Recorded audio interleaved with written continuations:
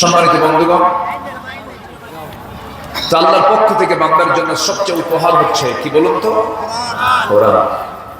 পৃথিবীতে আল্লাহ রাব্বুল আলামিন বান্দাকে কিছু কিছু কাজের দিকে আকর্ষণ করে দিয়েছেন, যেরকম ব্যবসা, তারপরে বিভিন্ন সম্পদ, এগুলোর প্রতি বান্দাকে আসক্তি করে দেওয়া হয়েছে। তা আল্লাহ তাআলা বান্দাকে কিছু কাজের অফার দিয়েছেন, যে সমস্ত কাজগুলো করলে পরে আল্লাহ বলছেন, বান্দা এই সমস্ত কাজে তোমার কোনো লস হবে না। আমি ছোট্ট একটা সূরাকে সামনে রেখে, একটা আয়াতকে সামনে রেখে কিছু কথা আমি বলতে চাচ্ছি। আল্লাহ রাব্বুল আলামিন সূরা ফাতিরের 29 নম্বর আয়াতে বান্দাকে বলছেন, তুমি তিনটা কাজ করো, এই তিনটা কাজ যদি করতে পারো এই কাজে তোমার কোনো লস হবে না। জোরে বলে সুবহানাল্লাহ। আল্লাহ রাব্বুল আলামিন বলেন, ইন্নাল্লাযীনা ইয়াতলুনা কিতাবাল্লাহি ওয়া আকামুস সালাতা ওয়া আনফাকু মিম্মা রাযাকনাহুম সিররান ওয়া আলানিয়াতান ইয়ারজুনা তিজারাতান লান তাবুর। জোরে বলুন আল্লাহু আকবার। আমার ভাইয়েরা, এই দুনিয়াতে যদি কাউকে বলা হয়, ভাই এই বিজনেসটা করো, তোমার জন্য লাভ আছে, দেখবেন আগ্রহ ভরে সেই দিকে ঝুঁকবে। আল্লাহ পাক ব্যবসা মানুষের প্রিয় বিষয় বলে আল্লাহ রাব্বুল আলামিন এখানে ব্যবসা শব্দই প্রয়োগ করে বলছেন, বান্দা তিনটা কাজ তুমি যদি করতে পারো, এই তিনটা ব্যবসায় কোনোদিন কোনো লস হবে না। সুবহানাল্লাহ। এর মধ্যে এক নাম্বার কি? ইন্নাল্লাযীনা ইয়াতলুনা কিতাবাল্লাহি ওয়া আকামুস সালাহ। নাম্বার 1 হলো আল্লাহর কালাম যারা সুন্দর করে তেলাওয়াত করবে, আল্লাহর কালামকে যারা সুন্দর করে বোঝার চেষ্টা করবে। যে দেহে কোরআন তেলাওয়াত বেশি, সেই দেহে রোগ কম। যে পরিবারে কোরআন তেলাওয়াতের কালচার আছে, সেই পরিবারে অশান্তি কম। যে সমাজে কোরআনের চর্চা আছে, সেই সমাজে অশান্তি কম। অশান্তি আল্লাহ পাক দূর করে দিবে। কারণ ওয়ানুনাজ্জিলু মিনাল কুরআনি মা হুয়া শিফাউন ওয়া রাহমাহ। আমি কোরআন নাযিল করেছি তোমাদের জন্য রহমত করে, শিফা করে নাযিল করেছি। কোরআন আল্লাহর আলামিন মানব জীবনের জন্য যত দিক এবং বিভাগ বান্দার জীবনে প্রয়োজন, সব প্রয়োজন, সব আয়োজন আল্লাহ রাব্বুল আলামিন এই কিতাবের মধ্যে করে দিয়েছেন।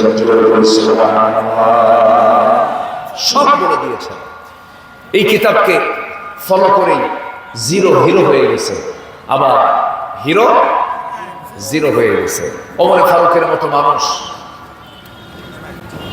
আবু জেহেল বলে ফেললো, কে মারবে মুহাম্মদ বিন আব্দুল্লাহ, কল্লাকে কেটে আনবে। কেউ এমন সাহস করলো না। কিন্তু খাত্তাবের ছিল ওমর, তিনি বললেন, তোমরা যদি আমাকে পারমিশন দাও, এই দায়িত্ব আমি পালন করব। রাসূলকে মারতে যাওয়ার সিদ্ধান্ত যে লোকটা নেয়, সেই লোকটা কত হিংস্র ছিলেন ইসলাম গ্রহণের পূর্বে। সে ওমরের মতো মানুষ রাসূলকে মারতে পারলেন না, ব্যর্থ হয়ে গেলেন। যে কিতাবের তেলাওয়াত শুনে, সেই কিতাবের নাম কি? এটা শুনে উনি ব্যর্থ হয়ে গেলেন। যখন তিনি মারার জন্য বাড়ি থেকে রওনা দিয়েছেন, নবীর দরবারের দিকে রওনা দেওয়া মাত্রই একজন সাহাবী বলে ফেললেন, ও ওমর, তুমি কোথায় যাচ্ছ? তো অগ্নিশর্মা হয়ে খেপে গিয়ে রেগে গিয়ে কোথায় যাও? ওমর ফারুক বলছেন, মুহাম্মদ বিন আব্দুল্লাহকে দুনিয়া থেকে বিদায় করার জন্য যাই। কেন? আমাদের বাপ দাদার ধর্মের চুল খেলা মেরেছে।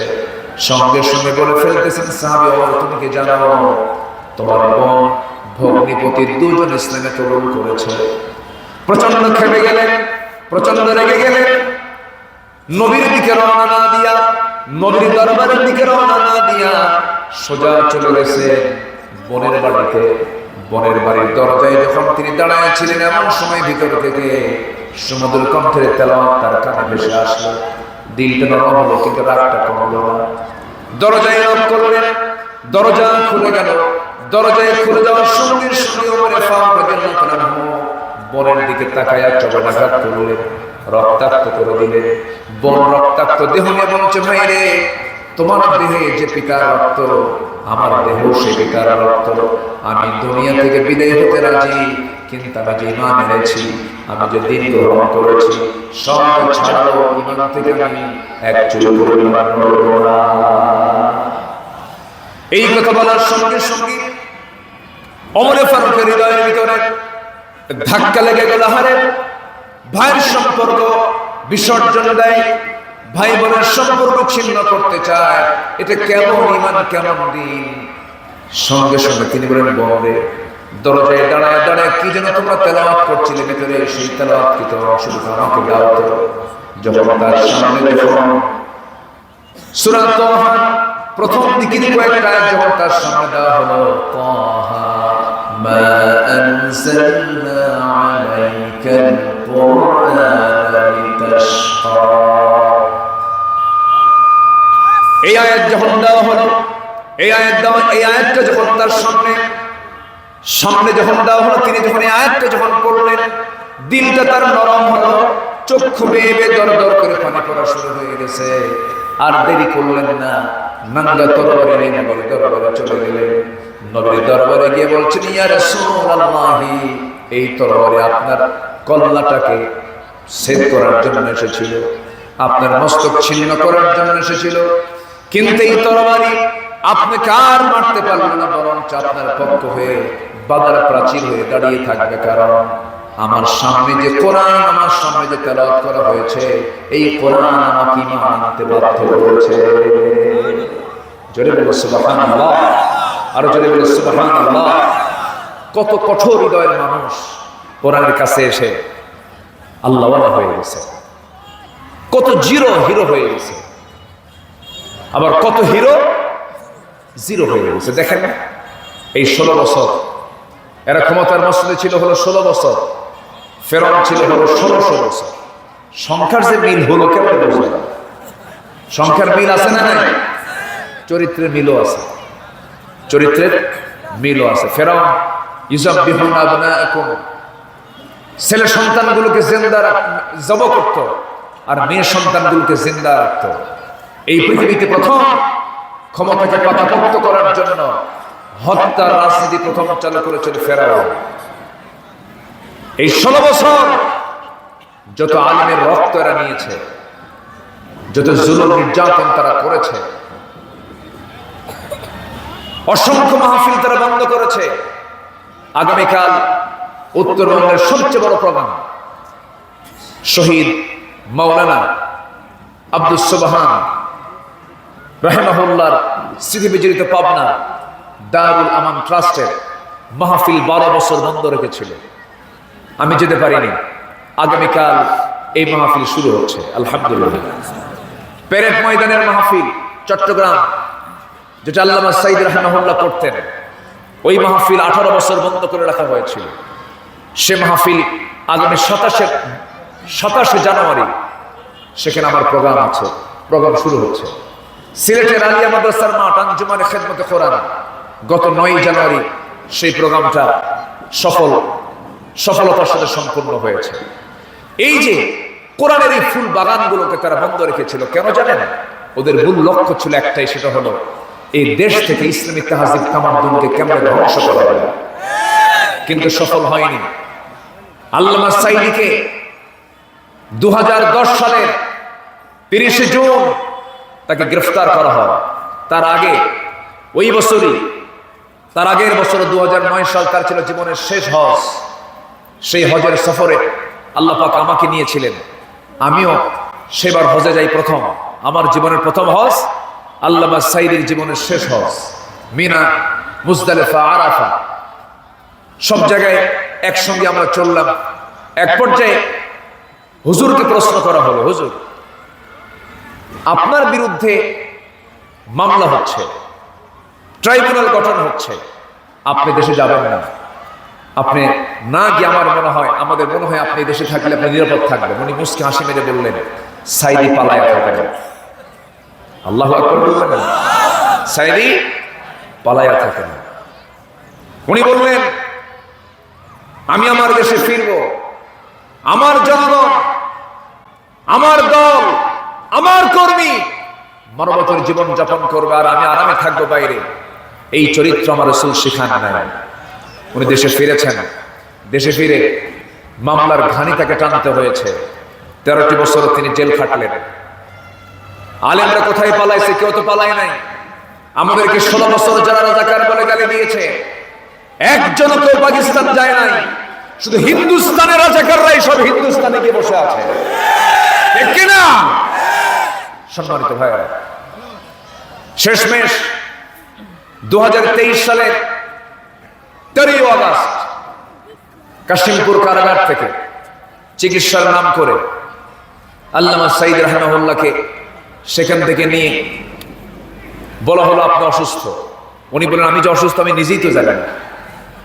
জোর করে ধরে এনে চিকিৎসার নাম করে পরিকল্পিত নাটক সাজিয়ে দিল্লির প্রেসক্রিপশনে একদম পূর্ব পরিকল্পনা অনুযায়ী পয়জনিং করে, বিষ প্রয়োগ করে তাকে শহীদ করে দেওয়া হয়েছে। তাফসীর মাহফিলের এই প্ল্যাটফর্ম থেকে আমরা সুস্পষ্ট ভাষায় জানান দিতে চাই, আল্লামা সাঈদীর খুনের সাথে যারা জড়িত অবিলম্বে তাদের বিরুদ্ধে চূড়ান্ত ব্যবস্থা নিয়ে চূড়ান্ত শাস্তি নিশ্চিত করা হোক। এ মতের পক্ষে রাজি আছেন কারা কারা? হাত উঁচু করে দেখান।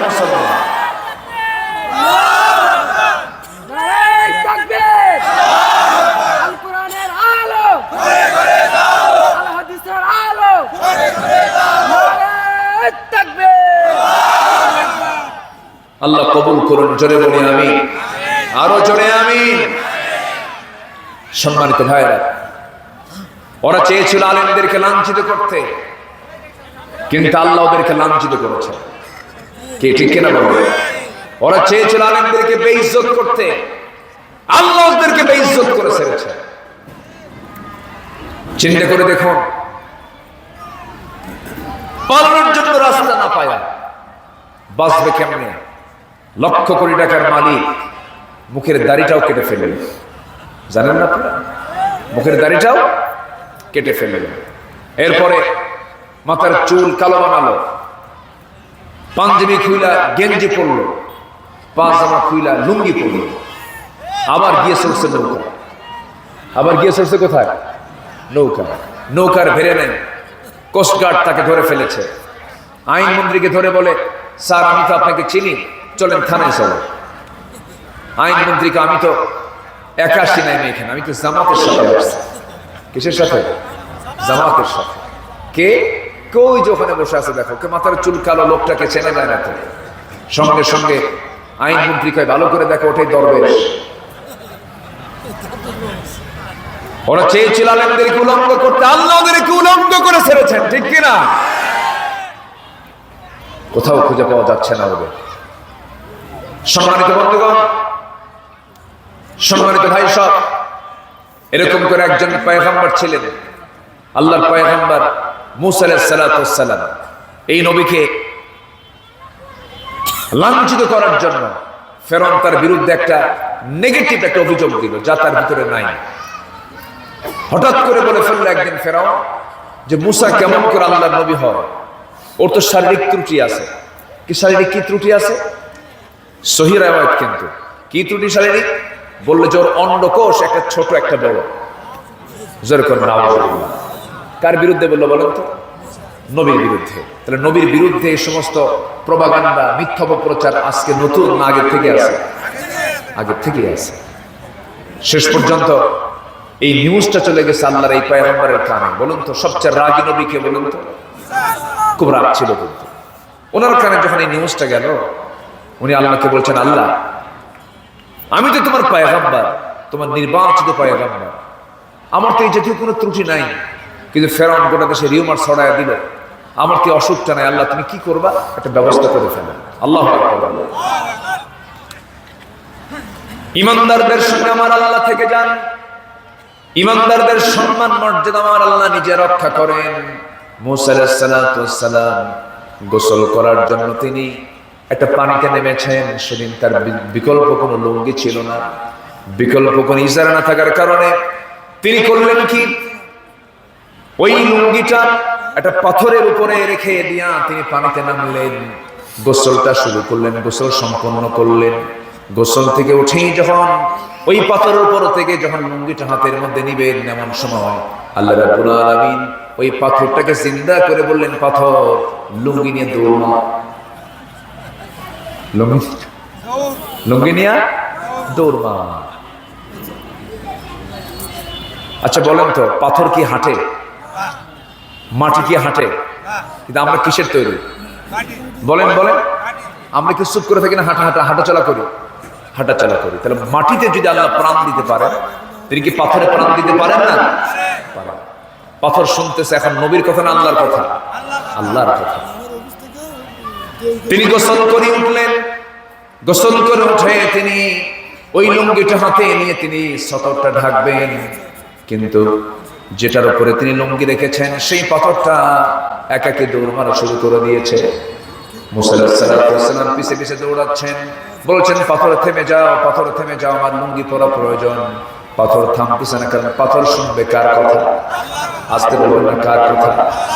এদিকে আল্লাহ রাব্বুল আলামিন মুসা আলাইহিস সালামের স্মৃতি থেকে সম্পূর্ণরূপে তিনি যে উলঙ্গ আছেন, তিনি যে তার পরনে কোনো কাপড় চোপড় এটা তার মনেই নাই, তিনিও রওনা দিয়েছেন লুঙ্গির পিছে পিছে। পাথর দৌড়াই তিনিও দৌড়ান, পাথর দৌড়াই তিনি দৌড়ান। এক পর্যায়ে গিয়ে যখন ওই পাথরটা থেমে গেছে, সেই থামার জায়গা অন্য জায়গা নয়, যেখানে ফেরাউন তার মন্ত্রী পরিষদ বর্গ নিয়ে যখন সে বৈঠক করতেছিল, ঠিক সেই জায়গায় গিয়ে যখন পাথর থেমে গেছে, মুসা পিছে পিছে চলে গেছেন, পাথরের কাছে গিয়ে লুঙ্গিটা হাতে নিয়েছেন। এমন সময় ফেরাউন নিচের দিকে তাকায়, দেখে না মুসার সবকিছু ঠিক আছে। কি কথা কি বুঝতেছেন না?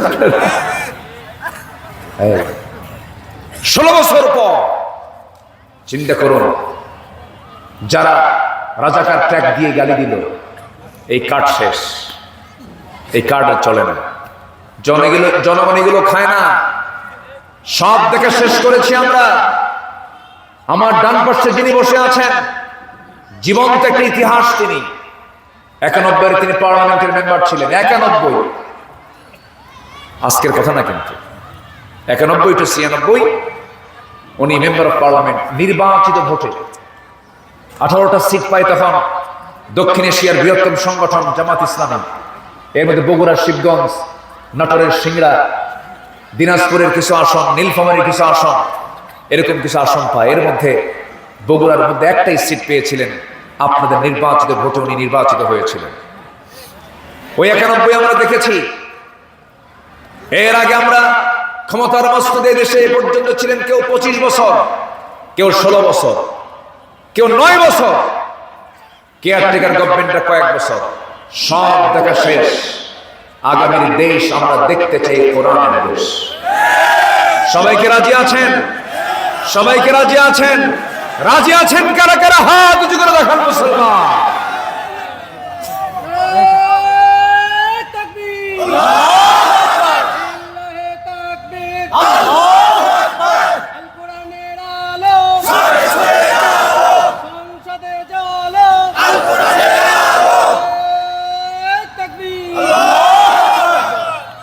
আমরা কোরআনকে সাথে নিয়ে থাকবো, জোরে বলি ইনশাআল্লাহ। কোরআন শুধু তেলাওয়াত নয়, কোরআনকে তেলাওয়াত করব, কিরাআত, তিলাওয়াত, দিরাসাত, তাদাব্বুর, এবং কোরআনকে সমাজ এবং রাষ্ট্রে প্রতিষ্ঠা করার জন্য আমাদের আন্দোলন করার দরকার আছে না নাই? আসতে বলবেন না, আছে না নাই?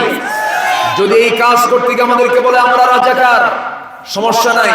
যদি বলে আমরা রাজনীতি করছি, তাও সমস্যা নাই। এটাই আমাদের রাজনীতি। ওরা আকাম কুকাম করে বেড়াবে আর আমরা দোয়া করে বেড়াবো।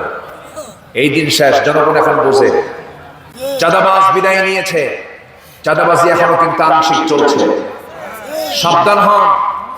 এদেশের যুব সমাজ কিন্তু অচেতন নয়, এদেশের মানুষ কিন্তু অচেতন নয়।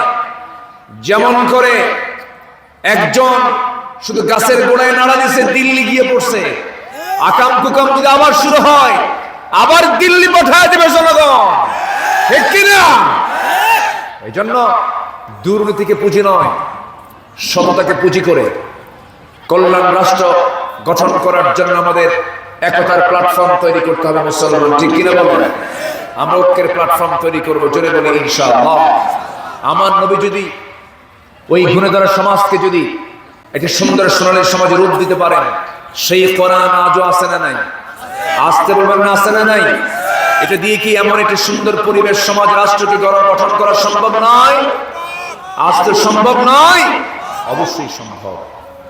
কি ছিল তারা? নিজের মাকে বিয়ে করত, নাউজুবিল্লাহ বলবেন না, নিজের মাকে বিয়ে করত। বাপ বিয়ে করছে একজনের সৎমা, তালাক দিয়ে দিছে, পরের দিন ছেলে বিয়ে করে নিয়ে চলে আসছে। এই জাহেলি সমাজ।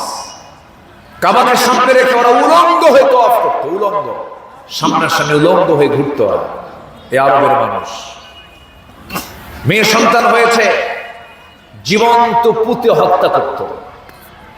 মেয়ে সন্তানকে তারা বিপদের কারণ মনে করত। সেই যুগে রাসূল বললেন, যার ঘরে 3টা মেয়ে তার জন্য 3টা পৃথক জান্নাত। একটু জোরে বলে সুবহানাল্লাহ। আমার নবীজি একদিন তিনি তার মসজিদে বসে আছেন। এক সাহাবী কাঁদা কাঁদা কণ্ঠে নবীর কাছে এসে বসে পড়লেন। রাসূল বলছেন, সাহাবী তুমি এত কাঁদো কেন? তুমি যেদিন থেকে দিন গ্রহণ করেছো সেদিন থেকে তোমার শুধু চোখের পানি। দিন গ্রহণ করে কি তুমি ঠকছো? হুজুর না, আমি ইসলাম কবুল করেছি, এটা আমার জন্য সৌভাগ্যের বিষয়। তুমি কান্নাকাটি করো কেন? হুজুর দিন তো গ্রহণ করেছি, কিন্তু আমার ভিতরে খুব অনুশোচনা হচ্ছে। কি? একটা পাপ আমি করেছি, যে পাপটা হয়তো আল্লাহ পাক আমাকে মাফ করবে না। রাসূল বলেন, তুমি কি পাপ করেছো বলো তো? হুজুর নিজের হাতে নিজের মেয়েকে আমি খুন করেছি। নিজের হাতে নিজের মেয়েকে খুন করেছি। খুন ছিল সিম্পল একটা বিষয় সেই সমাজের রাষ্ট্রে। বাবা মেয়েকে খুন করেছে, কেমন করে? রাসূল বলেন, তুমি কেমন করে খুন করেছো যে বলো তো আমাকে। আমার নবীর সামনে ওই সাহাবী আস্তে করে হাঁটু করে বসে গেলেন। আমার নবীর সামনে দীর্ঘ ব্রিফ করলেন, দীর্ঘ বয়ান করে বলছেন, হুজুর আমার সন্তানটা যখন আমার স্ত্রী গর্ভে চলে এলো, সন্তানটার বয়স যখন 6 মাস, আমি মেয়ের মাকে বললাম, সন্তানের মাকে বললাম, তোমার পেটে সন্তান চলে আসছে, যাও তোমার বাবার বাড়ি, সন্তান যদি ছেলে হয়ে নিয়ে আসো।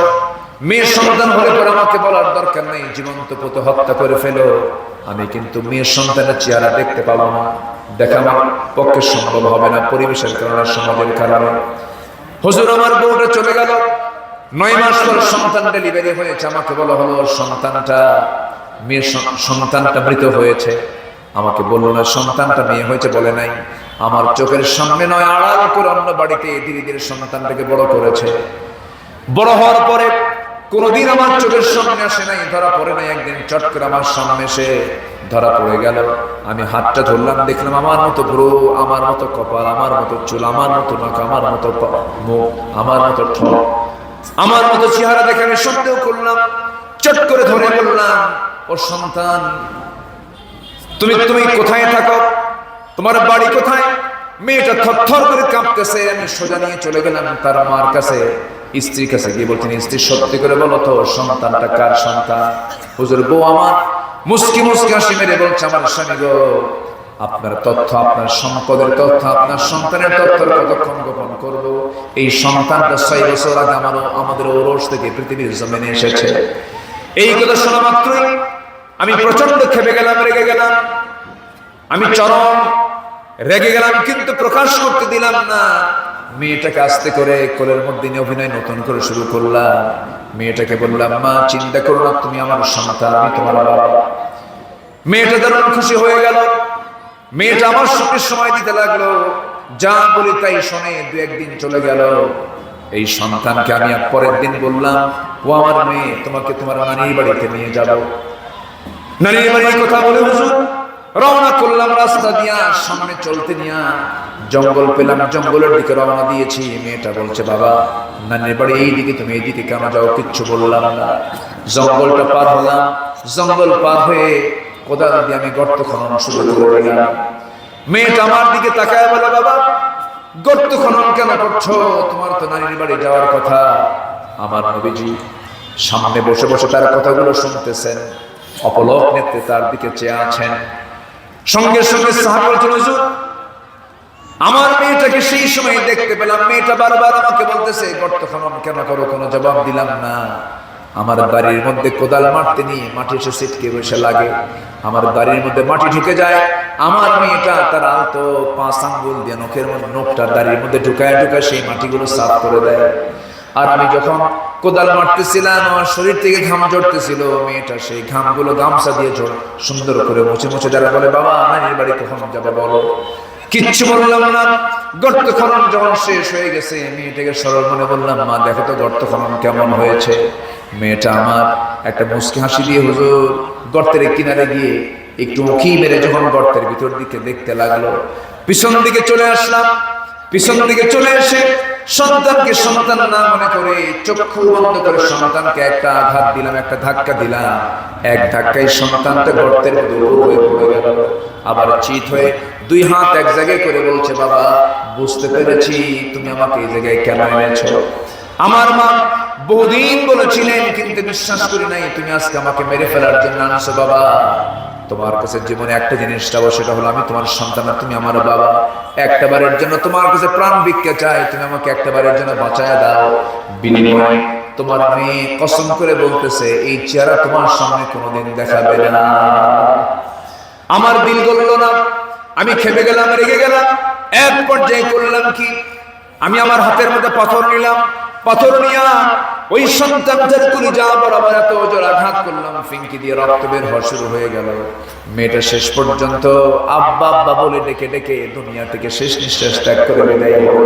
হুজুর আমার কখনো এরকম মনে হয় নাই, মেয়ের কথা কখনো আমার ভিতরে স্মৃতিচারণ হয় নাই, কিন্তু যেদিন আমি দিন গ্রহণ করেছি আমার দিল নরম হয়ে গেছে। আমি যখন ঘুমাতে যাই হুজুর ঘুমটা ধরে না, কারণ আমার কাছে মনে হয় আমার সেই সন্তানটা যেন আমাকে পিছ পিছ থেকে ডাকতেছে। সুবহানাল্লাহ। আমার ভাই আমার বন্ধুগণ, সেই প্রেক্ষাপটের মানুষগুলো থেকে, সেই জঘন্য মানুষগুলো থেকে, শততা বিভক্ত জাতি থেকে আমার নবীজি ওই সমস্ত মানুষগুলোকে বের করে আনলেন। যাদেরকে বের করে আনলেন তারা হলেন এক একটা আবু বকর, এক একটা ওমর, এক একটা ওমর, এক একটা ওসমান। এত সুন্দর মানুষগুলো তিনি সেই জালি সমাজ থেকে বের করে এনেছেন, কোন জাদু মন্ত্র দিয়ে নয়, একমাত্র কি দিয়া ইন্নাল্লাযীনা ইয়াতলুনা কিতাবাল্লাহ, যারা আল্লাহর কালামকে তেলাওয়াত করবে তাদের কপাল ভালো হয়ে যাবে। কোরআন নিয়ে যারা চলবে, ওমান হাকামা বিহি আদালা ওমান দাআ ইলাইহি ফাকাদ হুদিয়া ইলা সিরাতিন মুস্তাকিম। কোরআন থেকে যারা কথা বলবে তারাই সত্যবাদী, কোরআন দিয়ে যারা বিচার করবে ফয়সালা করবে তারাই সত্যি বিচারক, কোরআন দিয়ে যারা দাওয়াত দেবে তারাই একমাত্র হেদায়েতের সরল সঠিক পথে, তারাই একমাত্র প্রতিষ্ঠিত। যেরকম সুবহানাল্লাহ। নাম্বার 2 হলো ওয়াকামুস সালাত, যারা নামাজ কায়েম করবে। নামাজ আদায় করে একটা বিষয়, আজান হয়ে গেছে নামাজটা পড়লাম এটা আদায় হলো, কিন্তু নামাজ কায়েম মানে হলো এমপির পিছনে জনগণ নামাজ পড়বে, মন্ত্রীর পিছনে সচিবরা নামাজ পড়বে, প্রধানমন্ত্রীর পিছনে ক্যাবিনেটরা নামাজ পড়বে, চেয়ারম্যানদের পিছনে মেম্বাররা নামাজ পড়বে, মেম্বারদের পিছনে জনগণ নামাজ পড়বে। এমন করে গোটা রাষ্ট্রের প্রত্যেকটা জায়গায় যদি নামাজের নেতৃত্বে গড়ে আসে, আমার বন্ধু এটাই হচ্ছে নামাজের প্রকৃত প্রতিষ্ঠা। সুবহানাল্লাহ। এমন দৃশ্য আসুক সবাই চান না? সবাই চান তো ইনশাআল্লাহ, আল্লাহ কবুল করুন। নাম্বার 3 হলো ওয়ানফাকু মিম্মা রাযাকনাহুম সিররান ওয়া আলানিয়া, যারা আল্লাহর পথে খরচ করবে গোপনে এবং প্রকাশ্যে। ডান হাত দেবে বাম হাত জানবে না, বাম হাত দেবে ডান হাত জানবে না। আল্লাহ তাআলা বলছেন ওই সমস্ত বান্দাকে আমি আমার আরশ আজিমের ছায়ায় জায়গা করে দেব। সবাইকে 5 ওয়াক্ত নামাজ পড়তে রাজি আছেন? একটু হাত তুলে দেখেন তো দেখি। জোরে বলি আল্লাহ, আরো জোরে বলি আল্লাহ। আমাদেরকে 5 ওয়াক্ত সালাত আদায় করার তৌফিক তুমি আল্লাহ দিয়ে দাও। জোরে বলি আমিন, আরো জোরে আমিন। সম্মানিত ভাইয়েরা, সম্মানিত বন্ধুগণ, যান্ত্রিক কিছু ত্রুটির কারণে, একটু মাইকের প্রবলেমের কারণে অনেকের শুনতে বলতে একটু কষ্ট হয়েছে, ক্ষমা সুন্দর দৃষ্টি কামনা করছি। মাইকম্যানকে কিছু বলার দরকার নাই, ওর উপরে চরম খেপে গেছে অনেকে। কি করবেন আপনি? সংসার যেহেতু করিয়ে ফেলছেন পাগলির সাথে, ইজাব কবুল যেহেতু হয়ে গেছে, সংসার তো করতেই হবে, ঠিক আছে না? তো যা হয়েছে হয়েছে, আমরা এটা নিয়ে নতুন করে কোনো কিছু করব না। আমরা দোয়া করি যে উদ্দেশ্যে আজকের মাহফিল, এই মাদ্রাসাকে তুমি আল্লাহ কবুল করো। জোরে বলি আল্লাহুম্মা আমিন। আমাকে না বলেই মাহফিলের শুরুতেই আপনাদের মাঝে কিছু ব্যাগ দেওয়া হয়েছিল। সে ব্যাগগুলো আপনাদের কাছে গেছে, আপনারা অনেকে লক্ষ্য করেন নাই, দেখেনও নাই। তো আমি সবার কাছে একটু করজোরে নিবেদন করব, এই যুব সমাজ যে আয়োজনটা করেছে তা আপনারা বেজান না খুশি? খুশি হয়েছেন তো? আজকের মাহফিল এই পর্ব আমরা শেষ করছি, কারণ আসরের আজান হয়ে গেছে আরো প্রায় 20 থেকে 25 মিনিট, আধা ঘন্টা আগে। আমি যদি আর একটু দেরি করি, মানে টুপি আগে দরকার না লুঙ্গি আগে দরকার বলেন তো? আসতে কর, আগে টুপি দরকার না লুঙ্গি দরকার? লুঙ্গি পরে যদি টুপি না থাকে তাও কিন্তু নামাজ হবে, কিন্তু টুপি পরে যদি লুঙ্গি না থাকে তাহলে কি নামাজ হবে? হবে না। এখন আমি যদি আলোচনা লম্বা করতে যাই তাহলে ফরজটা ছুটে যাবে। আসরের নামাজ এটা গুরুত্বপূর্ণ একটা বিষয়। আমরা নামাজটা আদায় করব, এখানে মুখে আজান হবে অথবা আজান তো হয়ে গেছে। আমরা এখানে জামাতে নামাজ পড়ব। যার অজু নাই মুনাজাতের পর অজুর জন্য 5 মিনিট সময় দেওয়া হবে। আর যাদের অজু আছে সোজা কিবলামুখী হয়ে দোয়ার পরে দাঁড়িয়ে যাবেন। একটা লোক উঠবেন না, এখন বসুন। আমি সবার কাছে একটু আবেদন জানাবো, বসুন। শুধু একটু ওই ব্যাগগুলো যে গেছিল জনগণ দেখি নাই, টেরি পায় নাই, এই ব্যাগগুলো নিয়ে একটু মেহেরবানি করে আপনার কাছে একটু যাবে। যে যা পারেন দিল থেকে সবাইকে দেওয়ার চেষ্টা করবেন। দয়া করে একটা লোক উঠবেন না। আপনি যদি ওঠেন মাহফিলটা ক্ষতিগ্রস্ত হয়ে যাবে, মাহফিলের সৌন্দর্য নষ্ট হবে। এবং সাথে আরেকটা দাওয়াত দিচ্ছি, বাদে মাগরিব এখানে ইসলামী সাংস্কৃতিক অনুষ্ঠান আছে। এই অনুষ্ঠানে আপনি থাকবেন, আপনার চিত্তরঞ্জনের জন্য আপনি অনেক আনন্দ পাবেন। অনেক সুন্দর সুন্দর তারা অনেকে সঙ্গীত গাবে, গজল গাবে ইনশাআল্লাহ।